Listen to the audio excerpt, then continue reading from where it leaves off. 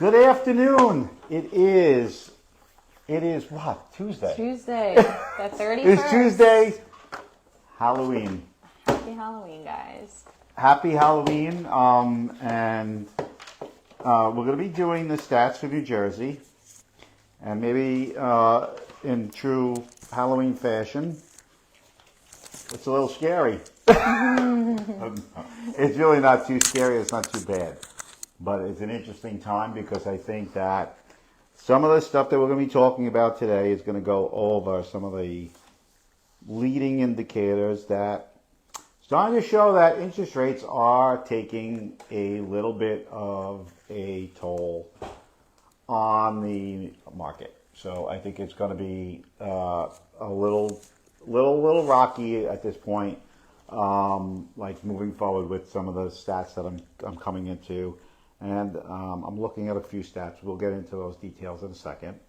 Anyway, we had an interesting day yesterday, so if anybody's going to check that out, I think we did a special for Prodigy Real Estate, which was up in Sleepy Hollow, New York, which is in Westchester County. Interesting place. So, guys, I'm sure we're not going to have a huge fan base out there watching because we'll probably have full of trick-or-treaters and things like that. Yeah. And you guys have been treating some stuff that's been in the office. Some gifts. Oh, yeah. Some last minute Halloween treats here. Brownies. But So it's going to be an interesting next few months. And I think we're going to get into those details now because some of the stats definitely will give me a little bit of pause. And maybe some people should pay attention to this one because I think it's going to set up the next few months in a way that people may not like. But let's get into it, Keri. Keri gave us a whole breakdown of these stats and what we're going to be focusing on. Yes. And I'm blind as a bat because I have no glasses, so she's going to really have to dig deep to get those numbers to you. And I just have the notable dark black ink, so I could see it a little bit better. But let's go ahead, Keri. Let's look at what we have for New Jersey so far. Yes. So this is just one thing. This is for Monmouth and Ocean counties in New Jersey. Okay, so let's make sure we're clear. This is for Monmouth and Ocean counties in New Jersey. One of the areas we do serve from here in our office, which handles both New York and New Jersey. Yes. Okay, Both sides of the bridges. Both sides of the bridges, of multiple bridges. Yeah. The island has, the island is an island. Yes. So Staten Island. It's either a bridge or someone's clicking in. I can't really see. You could see better than me. Oh, well, you have a glass. Keri's had a long afternoon. She had a long weekend. It's been a tough week because she had to come out and Monday we had to shoot over. We had to drive. It was like a whole afternoon of driving. A lot of places. You did a lot of driving. I did. More so than most of us here. Yeah. But anyway, let's get into these stats. And what do you have for me? And let's get into them because I think that's your weekend exploits are something we want to get into right now. No, you don't want to. All right, so we're going to start off with the pending listings. Yes. For New Jersey. So pending listings are down 9.7% year over year and 15.4% month over month. So I think that's a crazy amount, right? That is the first part of being alarmed at the market right now. So one of the things we'd like to pay attention to is this pending sale number, because this has been a precipitous problem even here locally that pending sales continue their descent. So with that being said, is demand. CNBC came out with a report this week, and I like to cite sources and reports that, we are selling houses at the same point as at the volume that we were when the economy was closed down. So house sales have actually gotten lower than the midst of the pandemic. The volume. Wow. So I mean, And like, we're not even in the pandemic, and like you had to go back to 2006. So, but the one interesting factor is that sale prices have not reflected anything is wrong with the market so far. So far, with pending sales being, that's a 15% drop month over month. Correct? Is it 15? Yes. Month over month, yeah, 15. 15%. 9%, almost 10% over the year. That's on the pending side. Now, and I think you're going to get into the sales side. So we're down 21% in closed sales in New Jersey, in Monmouth and Ocean counties, which is which is a trailing indicator, but the leading indicators. So if we're looking at this from the standpoint of where we are, we're basically looking at, we're looking at pending sales down already. So that's leading into the sales numbers. So sold listings will continue, it looks like we'll be on the precipitous decline here. So, but again, what the thing is that the month's inventory is not really batted an eye and coming downwards. So it's not like we're talking about month's inventory increasing based on the amount of sales because it's such a low volume market, which we call it. It's the first time and this is the one thing about being in real estate. It's like this is one of the weirdest or strangest real estate markets. So, and I'll get into that a little bit later before I drag this on a little bit further. So you have a few questions here. Let's get into those, and we'll take it from there. Yes. So my first question is, how does the pricing trend in Monmouth and Ocean County compare to similar markets? Okay. So. Yeah, so we handle Monmouth, Ocean, Middlesex, Somerset. We're in Central New Jersey, and we're in Staten Island. So, and we're gonna, at some point we'll incorporate the Central New Jersey marketplace because Central New Jersey has actually done fairly well and continues to do fairly well. But I think that as a comparison, it's done better than Staten Island has as a whole. So. Prices on Staten Island, I think of the last report we were doing, were down maybe about 1%. At one point last year in February, we were down as much as 5%. And it's kind of shot up since then. Lower through, January really started a trend on an uptick because home sales basically increased by multiple percentages. But I do think at the end of the day, Staten Island, Monmouth and Ocean County, specifically Monmouth County, has fared extremely well. And we're still seeing, which one of the leading indicators, and maybe we'll get into that, but I'll make sure that I'll make note of it for later on in this discussion. But we are seeing a slowdown. Let's just call it for what it is. New Jersey, Ocean, Monmouth, has definitely seen a slowdown in the last few months, and we are going to likely, with an 8% interest rate, that's going to continue to slow down. So some of the price estimators out there, we're going to look at the Fed, and like the Fed is due to keep things on pause November 1st. Tomorrow they're going to be coming out with their minutes to let you know. Oh, wow. Yeah, whether they're going to raise interest rates, which it doesn't seem to be the case at this point. So they're not planning on raising interest rates in the short term. And I do believe, like I said earlier, I don't think that's going to happen, period. I think there's too much damage in the economy right now. So don't fall asleep on me, Keri, yet. Sorry, not yet. Not yet. I'm going to get a pillow for the office. We don't have that yet either. We're going to make, I have this little, I won't say that. It's an old saying. What? Now you have to say it. What is it?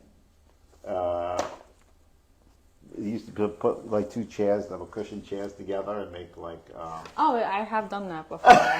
Not here, like at my house. Yeah, but it was like a way like for like... it's just... It's not anything bad, so let's not go there. It was a civil service profession that they used to call it a civil service profession then, which is like if you just long story. Okay. It's not. It's like when you were off duty, you had and you were between shifts. They used to make a bed out of yeah. chairs. Yeah, I get that. Yeah, nothing too significant there. You don't want to get anybody upset that that's what they do. No. But that was awful. So. That was actually told to me by someone in the profession. They're like, oh, put the two chairs together. It's a civil servant bed or something like that. Oh my God. The name of the Okay. profession I won't say because it's just not. No. All right. Anyway. Interesting. Very interesting. Don't get any ideas if that's going to happen. I know. Like, we have a lot of chairs here. Yeah. Not too. We get some cushioned ones. Not the real comfy ones, though. No. I make it as uncomfortable to sit as possible. Yeah, like these. Like these. So I don't fall asleep. Yeah. You couldn't fall asleep on these chairs if you wanted to. No. But, All right. so what's the next, what do we have in the next question? So my next question was what might be causing the significant decrease in listings? So I think what's creating the significant decrease in listings overall is just people are in low economic uncertainty. So as inflation continues, you look at the reports, inflation continues to erode at consumer confidence. So they're not as confident about their economic picture moving forward. So that's one of the biggest concerns. Housing costs, utility costs and things like that continue their push in that direction of creating a little bit of not the best economic situation imaginable. So I think that's really key. It's not obviously if you pay attention to the direction of the economy, there's some polls out there that suggest that people just aren't as confident in the economy as they were, maybe 4 to 6 months ago or even 8 months ago. And interest rates, and that's really what the Fed's plan was. So the Fed's plan was actually to accomplish that. So they're doing a good job at accomplishing economic uncertainty.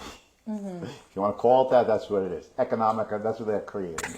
Economic uncertainty is their goal, and they're creating it because they want to create, they want to get rid of inflation. In order to get rid of inflation, you got to take away money, and most people like that to spend. So, right, Kelly? Yeah, I like to spend.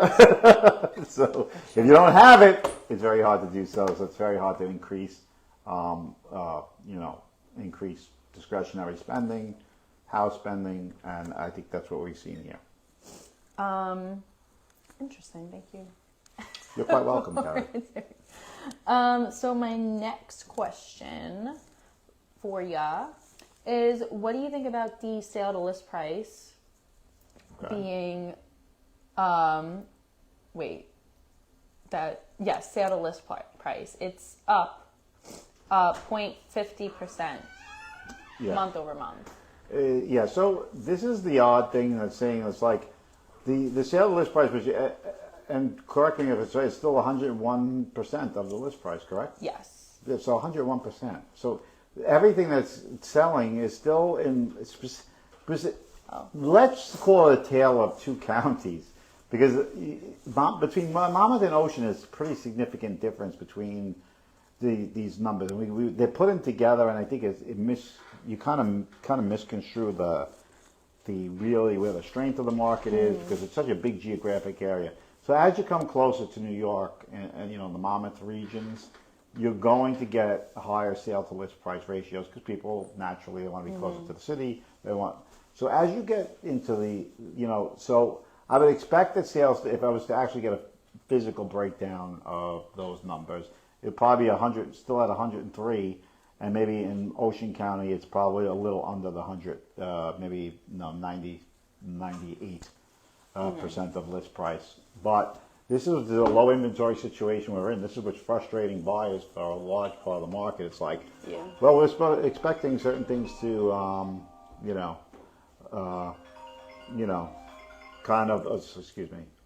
So we're getting a ring. But the sales to list price ratio is really the key here in knowing like which county it's happening in. We don't have that breakdown for you, but it's definitely separated between counties. I would expect that it's a little bit different from what you'd expect from where we give you the whole grand picture of both Monmouth and Ocean. So northern part definitely higher than the 101, and southern part is probably under the 100 mark, which is still ridiculously high.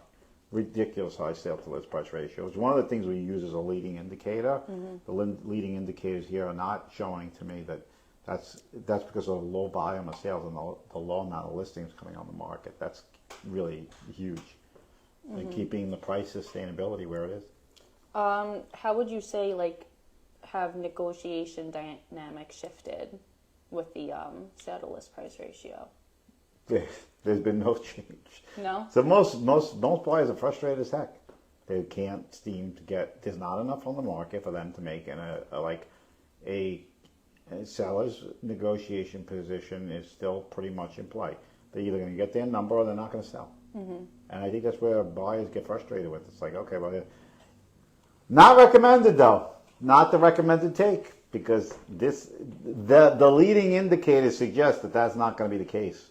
So it's not like a seller can say, well, I'm not going to sell. It's like, and this is the sad part about the real estate market in general, is so many people make such preferential or emotional-based decisions on their house sale, that because most people will have to contend with the idea that they have to sell, and usually when they have to sell, it's usually never the best time to do it.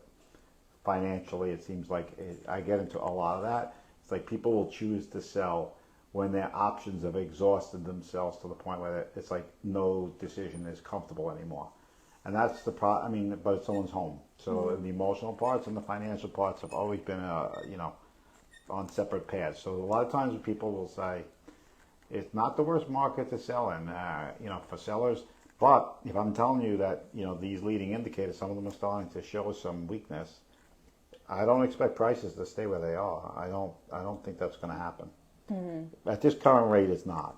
I could tell you right off the bat, reading these numbers, I'm not going to say it's going to be anything substantial, but in certain areas, counties, and municipalities will take a considerable more hit than others, but it's definitely looking like, I think at worst this market's going to see something what we saw similar to last year, maybe a 1, 2, 3, 4% decline, maybe as high as 6 in some spots.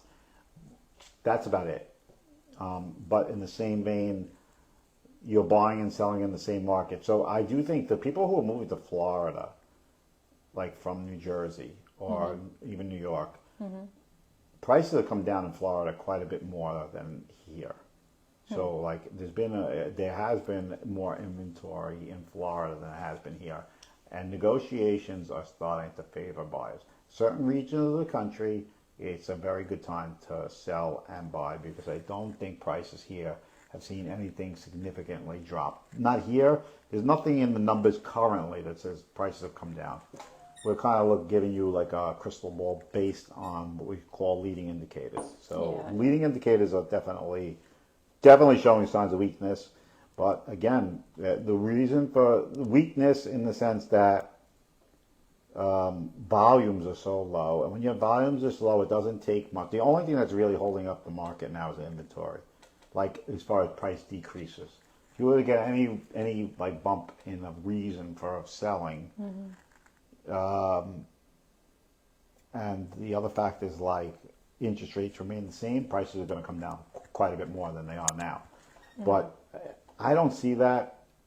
There have to be a pretty mass unemployment, which is what some people are expecting. Like I think the next few quarters aren't going to be so pleasant. This is what I call the lagging effect of the past market we were in. Companies considerably overhired. Retail definitely had to hire a lot of people because of the types of demand created by the excess money out there. Amazon trucks were running around the streets like it was, like there was a, you know, like it was a fire company in a Yeah. firestorm. You could catch an Amazon truck during the pandemic. It was insane. Yeah. I mean, it was like, how many packages you have to come to your house in a day? Oh my God, yeah. I was online shopping like every It other was just, day, it was, basically. so you picture like this type of demand. There's no more demand like that. And that's, when you take that away, you can't envision company profits based on that, from manufacturers to shipping. Yellow, which is I just saw it today, which is a shipping company, is out of business. A shipping company, logistics and shipping company, one of the biggest, is gone. And some shipping companies have seen such a low demand for products that they're not even shipping anymore. So anyway, let's get into the numbers again. There's some weakness in the economy. So I'm not expecting anything too grand. So a lot of people will stay put. My factor being is the employment situation causing home sales to increase, or defaults, which have been on the uptick. Defaults are on the uptick, folks. So I'm not going to tell you that housing mortgages are on the uptick for sure. You think? No, I've read it. Oh, The you report. read it? Yeah, there's a couple of reports out there that we always look at credit card defaults, car loan defaults, and usually the final one is housing defaults, because people will try to hold on to their house the longest. So usually you see credit cards first. They're up significantly. So we are looking at those things, and that should be an indicator. Let's see what happens. But I don't think the Fed's going to be able to stomach much more of any decline, because the housing market is so imperative to the U.S. economy that they're not going to be able to take much more, because this is going to show itself in the next few months. Well, that's scary. Is it, Keri? It is. It's a little bit nerve-wracking, but I do think that the Fed's going to pivot around at some point. I talked about the Fed pivot. They're going to change rates and turn them lower once they see that the unemployment rate starts to uptick. And you can't go by. There was a report out that the economy grew 4.9% in the last quarter, which is ridiculous. It's absolutely ridiculous. I mean, I'm not sitting here trying to question official reports, but that's nuts. I mean, seriously.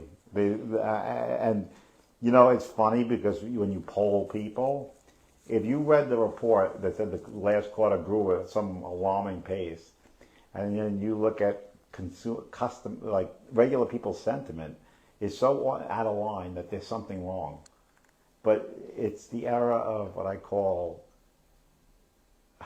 funny math. Things just don't add up. So why would so many people with a growing economy of almost 5% would be almost like 65% feel like in the last year the economy has eroded? And the economy grew in the same quarter 5%? No. I mean, it's hard to believe. I don't believe that for a minute. I don't think anybody else out there does either. But No. and why would the Fed, if that was the number this month, why the heck would they? That was 5% growth rate now. It's like you absolutely raise interest rates in the next meeting if that was really the case. I mean, it doesn't make sense to me. But making sense of things in this world isn't the easiest thing. No. Nothing makes sense. I know it doesn't, because we need to make dollars, not cents. I'm only kidding. Joke. Terrible joke. I like Terrible, that. terrible. That's a Yahona type of Made Yahona me laugh. saying. She would definitely say something like that, right? We need to make Yahona? dollars, not cents. I hope they heard that. They did. Next question.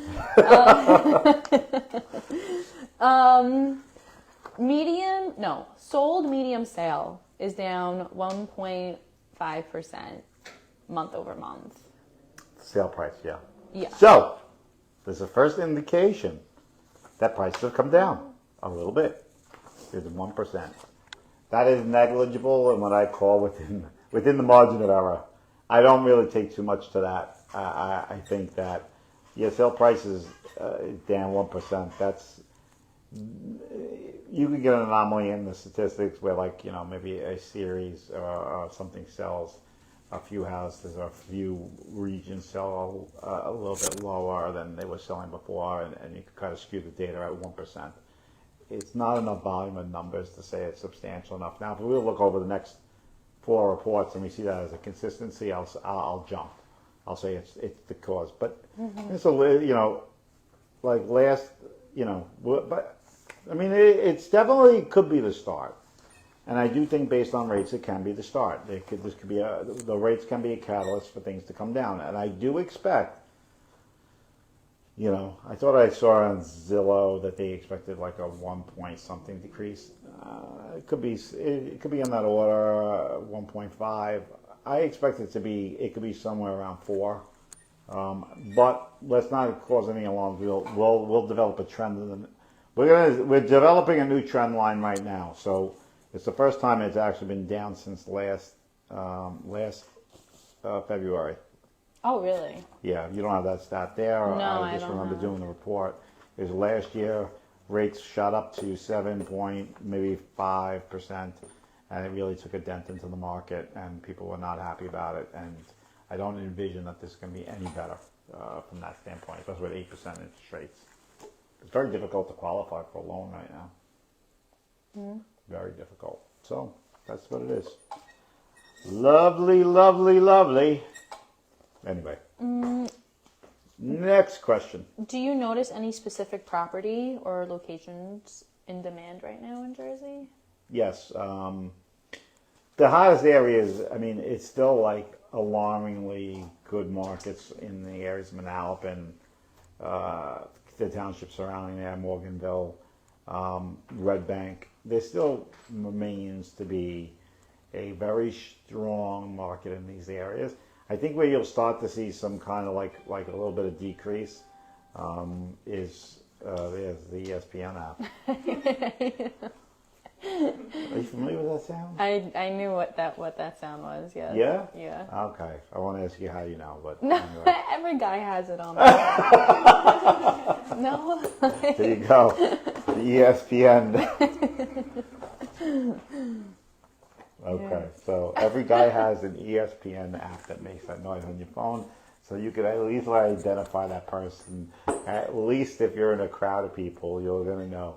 Chances are, ESPN, it's a guy in the crowd. I knew what that sound was. Right, that comes from years of experience with apps. Yes. But anyway, next question. Next question. How have Okay, no. Are there any anticipated economic shifts that could impact real estate market in the coming months? Yeah, unemployment. The main focus right now, the Fed's attempt really is to crack the labor market in half. That's the idea. They want to substantially lower head counts. They want to create some privation in the market. So they're really, I think, and that's going to kill demand side push for anything, for products, goods. People will pare down spending because they're afraid. And then after they've caused enough damage, that's for unemployment, I expect that to be the pivotal point right now in the economy. If unemployment was to tick up for any extended period of time, we would look at foreclosures, coming on the market. Be looking at more distressed sales or must sales. Is it a possibility? I'm about 60-40 no. It can happen. I do expect that, continued retail sector layoffs will be a big question. After, we'll see the holiday season spending, where consumers are. Consumer spending is at the consumer debt on credit cards is over $1 trillion for the first time in history. Wow. Yeah, so over $1 trillion in consumer credit debt just on credit cards. It's not a place that both the federal government and banks want to be in. Because when you talk about $1 trillion in that respect, it's talking about substantial, a hit to the economy if, God forbid, like, you get a default rate of maybe 5%. I mean, it's substantial enough to create some pretty, and with fractional reserve lending and things like that, some banks could crack on that. They could easily crack on credit card losses. I mean, and it's very, right. This is where the Fed is walking a very, very, very, very narrow line where they're gonna, if it pivots off, they lose control of this, it could really turn bad. And I think they're gonna sense that in the next quarter, how exactly things are gonna get. So we'll see how that really pans out. Do you notice any current trends compared to the historical data for New Jersey? The trend is that you can't trends in this market. You're looking for trends. Trends are not something that you could easily establish in this market. It's now, like I said, I've been doing this this is stats I've just been doing maybe about 14 years, 15 years. Just after you can't make sense of this stuff. So let's put it that way. There's the type of stuff that's going on economically with real estate is an anomaly of science. I'm going to call it for what it is. This is not something you could easily read. So this is like, we're kind of in a very, very gray area of economic data and research that doesn't quite give any historical basis for making much sense of what's actually happening. That's because there's so much outside factors influencing the economic situation that you kind of can't put your head around what is the pivot point of the economy, what would tip first, because there's just so much stimulus. You're talking about adding, I believe it's $2 trillion to the American economy in a span of 2 years, not even 1 year's time. So there's been a flux of money put in. How do you get out of that? It would be a long stretch of economic pain to understand whether or not home prices are how this shakes out in the economy. And I think they're trying to do that soft landing thing. It's really it's landing a plane with not much thrust in the thrusters. It's they're trying to keep that plane up without, so it's but they don't know when to really put the thrusters. Sometimes when, you're coming in too hard, they need some extra thrust to just get a little bit more lift on those wings. Right now, they're dancing a fine line, and I think it doesn't take much to tip this. If the Fed reacts a little too slowly in making a pivot from this, because I just see that we can be on something. There's a lot of just economic uncertainty, and I feel that. I feel that from clients. I feel that from people. There's a lot of that, and I think that's something.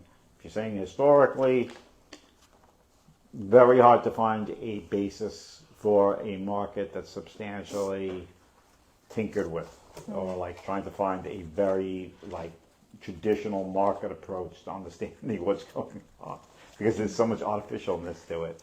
It's you don't know what's going to really be happening based on historical data, because there's a lot of other influences that never existed before in the market. So it's a challenging kind of environment for real estate in general. I mean, just being a good predictor.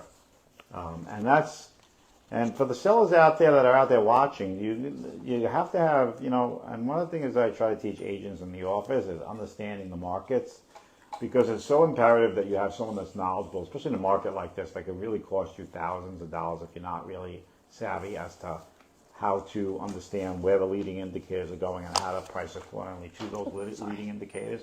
They have to be educated in this stuff. And we spend a lot of time educating consumers, and the thing, it's not just a knife. It's just not enough to say the price isn't, selling the house. You have to know what those leading indicators are, what's going to happen, how this is going to play out, because at the end of the day, bad decisions in real estate are never fully realized because there's no alternative to a closing. So it's not like you have two choices in a closing. So you don't really know how much you lose by making bad decisions, because it's not like there's an alternative choice in a closing. It's your house, it's your sale. It's not like there's two sales and you can say, oh, well, that was a bad decision or a good decision. It could either be bad, very bad, or great. And if you don't know what those parameters are, I hear a lot of people say, if I get. That's really not the approach you should be taking to real estate. If I get a certain number, or if I get, the lowest I want, if I get. If is, maybe that's like horseshoes, maybe. Guys, if you're doing this stuff, you're going to do some damage. There's no doubt about it. It's not a market. It's not a market to do damage to your house in. And you can't be listening to some fluffy stuff that people want to just tell you what you want to hear, and not be realizing that if you're not keeping ahead of leading indicators and things like that, you could wind up losing thousands, multiple thousands, tens of thousands if you're not savvy enough to understand what's happening with the market. Some people choose to listen. Some people listen. There's plenty of people who fall on swords for principle. What is it? Fall on their own sword. It's like shooting your own foot, just to prove a point that they can. Okay. It's like, do you think I would actually shoot my foot? Well, I will, and they'll do it. I would. And it's like, but it's just because they don't. It to them is like they're frustrated with the situation, and it's like it's directed at a person. It's the hard part of this business is. Every piece of frustration does come out the agent. So it's like, if you have a frustrated homeowner, you're gonna take it in the chin, boy. It's not a market for the faint of heart. That's for sure. I know there's people out there who know that for a fact. When it's like, this is really what's happening, and this is like, I deal with more theoreticals than I deal with theoretical, meaning that the theory of why the number should be here. When the actual number is the first person that offers is actually telling you what the price of the house is. That's the only number that matters. Because if someone says, well, you could think it's $3 million. My house is worth. And then I'll tell you this. A lot of people, I've said this before. I've done this with homeowners. Is that my house is worth so-and-so. I say, well, would you pay the same price if you had that number? And some of them, they pause, Well, yeah. Yeah. So they have to think about it. It's like, yeah, don't get yourself into that game because it's not good practical financial sense in a lot of these decisions. So make sure they understand the fundamentals of the market, please. Especially in a market like this, guys. It's not worth losing tens of thousands of dollars just because you're going to win something by staying in a situation that has no long-term, like even mid-term prospects of like huge growth. So I always tell people, if you really want to grow your money at 5% right now, you could go to a bank and put the money take the money from your house and put it in a banking account and earn 5% that way every year. So you could literally, so if you're making profit or you're coming into profit and you're at a certain level, I mean, you're going to get appreciation of 5%. Next year. I have people like this, they'll stay with a house that they're barely using for the principles of saying, oh, I don't want to sell, but they'll put themselves into the marketplace where they have like I love what I call the 25% utilization rate. It means 25% of the square footage of the house is actually used at any given point. And and it's like, like when you're in the basement, like you don't use the rest of the house for anything. It's like you have this dead space. It's the museum concept. Oh, yeah, all Albanians have a... We can't say that. My own family does. But the big thing is like, if you have a 25% utilization rate of your property, you're wasting your money. Bottom line. It's one of the things that it's like, I mean, at least 50% of the house should be used on a regular basis, or else your heating, air conditioning, space. If you told me you like to throw money out a window, that's the perfect way to do it. Too many people. I'm not saying that, if you can afford to do it, obviously having a big house and all the nice things, you're going to have that event. You're a person that hosts a lot of events. If you're not, some people have these grand, Yeah. they haven't been, and nobody's been to the house in years.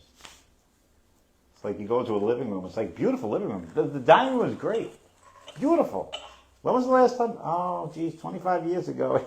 But it's another 350 square feet you have to eat. So, if you were like literally in the marketplace, you'd say to yourself, well, okay, does this make the most practical sense? Guys, there's so many things that people probably, but it's like what would people say? It's like you go to a place for the food, you eat 3 pieces of it, and you throw the rest out. Well, not me. This is so good. I'm taking it home. Well, right. You are. You are taking the doggy bag. It's not like the dog. You just can't do the doggy bag of real estate. No. You can't take your living room with you. No. You can take the furniture. You can't take the physical space. But I'm sure people would just love to do that. Yeah. I just want my living room. I want my man cave to come with me. Oh, yeah. My dad, too. Yes? Yeah. Everybody needs one of those. So, do you have anything else? Just like, what do you? I know you kind of talked about it, but the meeting tomorrow, like, what do you? The Fed meeting? Yeah. The Fed meeting is going to be, it's going to be obviously a challenge. For the public relations piece that they're going to sell us on. I have no idea. It just doesn't make. They're going to say, well, the economy. We think we're slowing down the economy. They're going to say that if it was real and it was 4.9% growth rate in the economy, I would say not raising interest rates is silly. So we know that that's not the. They don't feel the same way. Why? Who knows? They're getting papers somewhere that the economy isn't that great. I just think that they're seeing the effects. Listen, they know the stress test on the banks. There's not much the banks are going to be able to survive at this rate. With it, they're going to have to pivot off this, and this is going to be a very, very interesting 2 years. I can't say that this is economically. It's an interesting 2 years upcoming. So what the Fed's going to say is basically they're in a lab with a bunch of tubes with nothing labeled. Oh, God. It was like, well, let's try one thing or another. Let's see what happens. But I'm not sure what they're going to say. I think that they're going to say, inflation is basically coming under control. We're going to see how it pans out the next few months. And they're not going to say, I'm going to tell you right now it's not going to be great. But let's see what happens. I can't imagine that they're going to raise rates based on what I see. I don't see it. But let's see. Let's see what happens. Yeah. I can't speak for them. But I definitely, from what reports I see, they're not going to be raising rates, which is semi-positive news. Interest rates are down a little bit, slightly. So, if you look at the 10-year treasuries are at, what's that? No, I tapped my mic, so they probably heard it go crazy. No, that mic is overused. That might be all you hear from Keri today, the tapping noise. But anyway, that's where we stand today. Let's take it from there till next month. And we actually got it in under the wire. Today is Halloween. Yes. The 31st day of the month of October. And then we'll have November stats in another week. So, yes. Yeah, we'll have them out soon. Yep. Right? Next month. And, check out our trip to Sleepy Hollow. Sleepy Hollow. Yes, the video will be up. I mean, shortly. besides, the biggest thing that came of the thing is that I needed to get pictures of Keri and Johanna. That was the mainstay of today's. Look at the pictures, Ed. Look at the pictures we got. And I got a picture of them, too.